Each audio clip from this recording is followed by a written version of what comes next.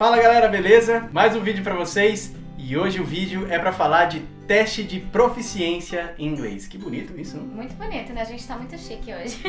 Mais precisamente sobre os exames do Cambridge, que foi o exame que eu escolhi fazer. Existem vários exames que você pode fazer para provar a sua proficiência em inglês, o seu nível de entendimento e de fala de inglês. Os principais deles são o IELTS, o TOEFL, o Cambridge e o PTE. Você precisa de uma certificação desse tipo para fazer qualquer processo imigratório nos países que falam a língua inglesa.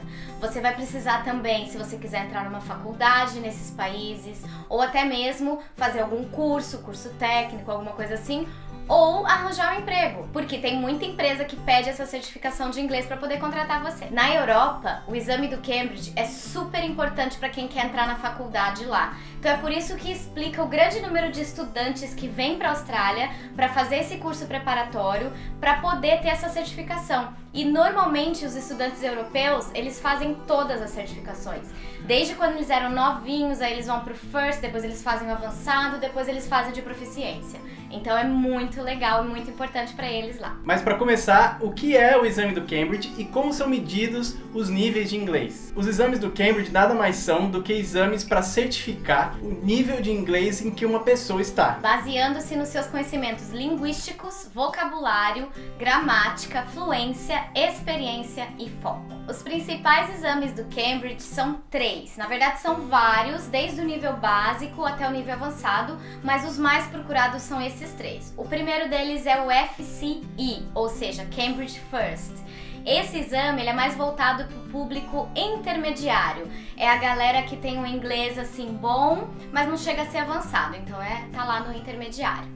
O segundo deles, que foi o que eu escolhi fazer, é o Cambridge CAE, ou seja, Advanced. Esse daí é pra galera que já tá naquela parte do inglês avançado, que tem uma fluência um pouquinho melhor do que o pessoal do intermediário. E o último é o CPE, que significa Proficiency, que é proficiência, que é o cara fluente, ou seja, é o cara pica das galáxias do inglês. Esse é foda.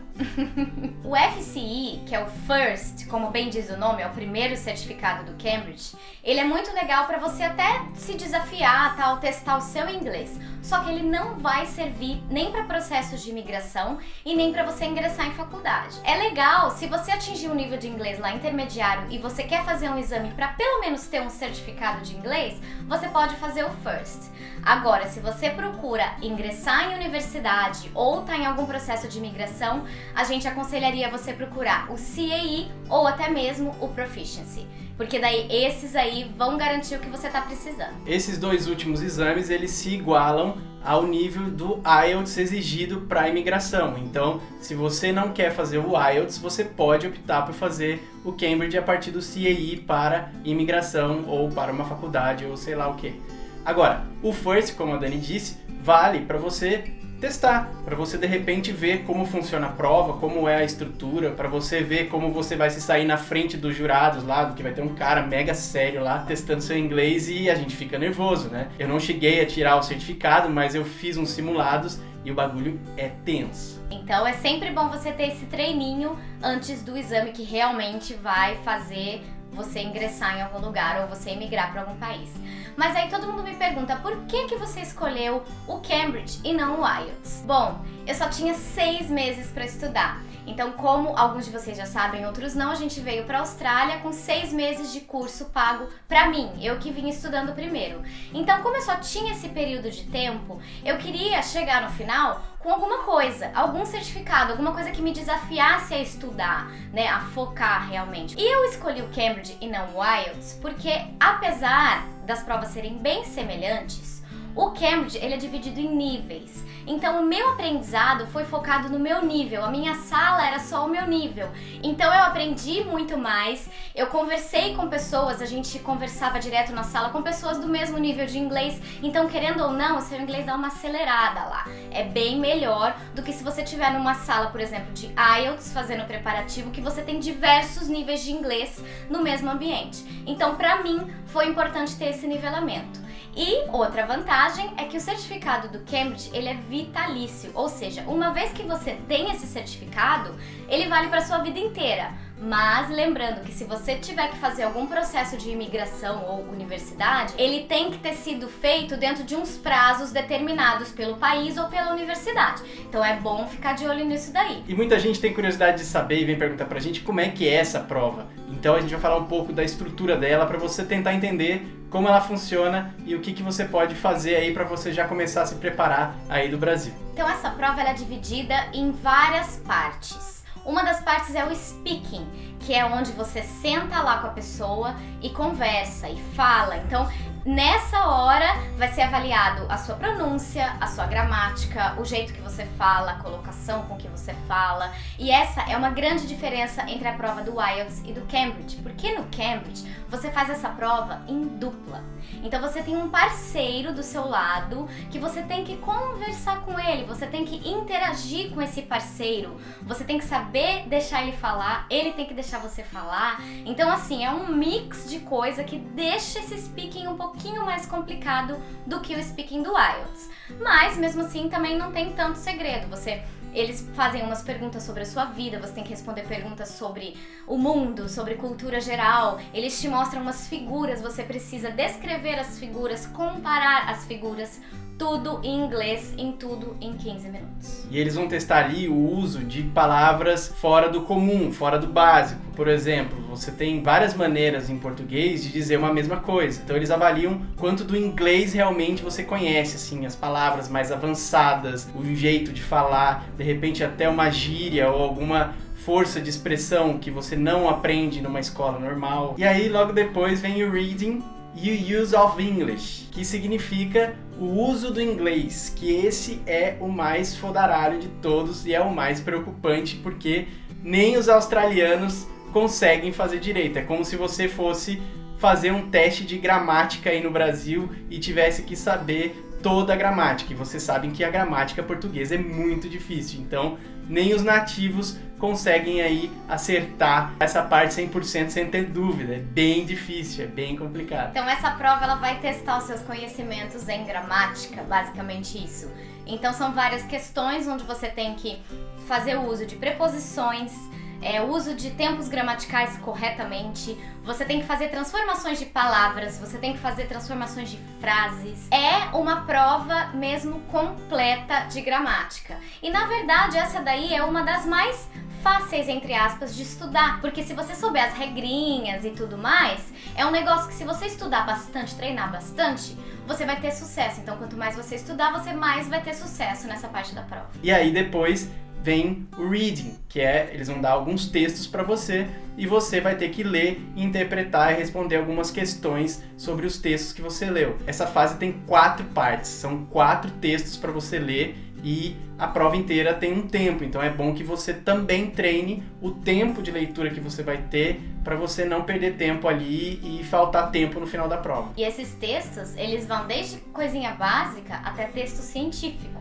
Então vai depender muito da sua sorte lá, de você pegar um texto fácil ou de você pegar um texto com vocabulário que você nunca ouviu falar na sua vida. Esse reading, ele pega bastante gente, mas também tudo é treino, tudo é estudo, então não se apavore. A outra parte da prova é writing, ou seja, escrever. Você vai ter que escrever 2 redações em 1h30. Então é dividido em 2 partes. A primeira parte é o famoso essay, é a redação. Então você vai ter lá um tema determinado por eles e com a estrutura toda que você treinou no seu curso, você vai ter que montar a sua redação utilizando de 220 a 260 palavras. Então você tem que estar dentro desse seu limite. Essa parte é muito complicada, porque às vezes nem em português a gente é bom de escrever, né? Quem dera em inglês. Então o writing, ele pega muita gente. Principalmente na parte do spelling, que é como você escreve as palavras. E como todo mundo sabe, o inglês tem um monte de W, e H, e Y, e T's dobrados, e L's dobrados, e TH. Nossa, é complicado. Então essa parte pega mesmo. E na outra parte da prova escrita, você pode escolher entre alguns tipos de redação, como por exemplo uma carta, um report, um review de alguma coisa. A gente sempre escolhe a carta, porque a carta normalmente é a mais fácil, né? Então uma carta ou um e-mail, alguma coisa assim. Aí vai depender da prova. Às vezes você tem que escrever uma carta formal ou uma carta informal. Todas as regrinhas você vai aprender no seu curso preparatório. E aí, depois de tudo isso, você ainda tem que escutar o que vão te falar e você vai ter que entender e interpretar. Ou seja, vem a parte do listening. Eles vão botar alguns áudios para você ouvir. Alguns deles são pessoas falando aleatoriamente, outras delas são pessoas conversando entre elas e você ali como ouvinte, como se elas estivessem só conversando entre elas e você estivesse ouvindo. E aí você tem que responder algumas questões, botar em ordem algumas coisas que eles colocam lá, que eles sugeriram, ou mencionar quais os assuntos que eles estavam falando, ou mencionar sobre o que eles estavam falando, ou ainda questões de múltipla escolha. Então também é complicado. Resumindo, a prova é realmente muito difícil de se fazer, mas tudo é mais uma questão muito além do nível do inglês que você tá, de treino mesmo. Então esses cursos que eles fazem, como ela fez e como eu fiz do Cambridge, eles são para te treinar para a prova. Então você treina as técnicas de leitura, de listening, de writing, e aí você vai melhorando isso daí para se preparar para a prova. Além, é claro, de você ter que estudar o inglês e aprender mais sobre a gramática, aprender mais palavras, mais jeitos de falar, mais expressões da língua, mais gírias, ou seja, realmente aí treinar o seu inglês e treinar para a prova ao mesmo tempo. Para você obter o seu certificado, você precisa ter acertado, em média, de todas essas modalidades que a gente falou, 60%. Então, é outra diferença do IELTS. O IELTS, você tem que acertar cada um, tal. Se você foi mal em um, o que você foi bem, ele não vai compensar. No Cambridge, não. No Cambridge, eles fazem uma média. Mas também tem as suas exceções. Por exemplo, para a imigração da Austrália, se você tá aplicando para Skilled Visa, que é aquele visto de skill, você tem 10 pontos a mais no sistema de pontuação se você passou na prova do Cambridge, pelo menos o CAE, e se você tem no mínimo 185 pontos em cada uma das modalidades. Para você ter o certificado é a média, legal, ótimo, mas para universidades ou para imigração, que é o caso da Austrália, você tem que ter uma certa pontuação em cada uma das modalidades. Então a dica principal que eu dou para vocês que estão querendo fazer esse exame é: procura uma boa escola, faz um bom preparativo, porque assim, eu tive 6 meses de aula de inglês e as 12 últimas semanas foram o preparativo do Cambridge. Então assim, eu sou a prova viva